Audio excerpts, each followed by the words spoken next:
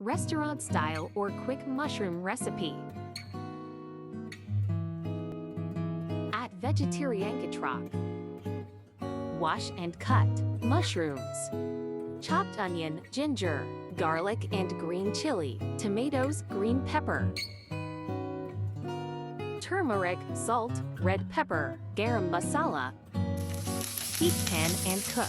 Sauce onion, ginger, garlic, chili for 3 to 4 minutes. Add tomato, capsicum, and all spices. Mix them nicely. Cook for 3 minutes.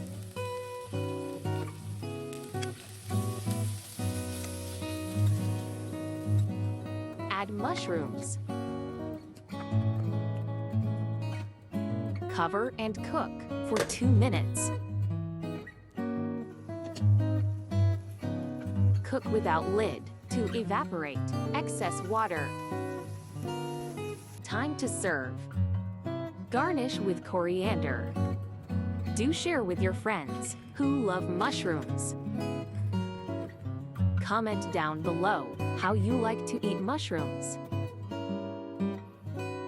For upcoming videos, subscribe my channel.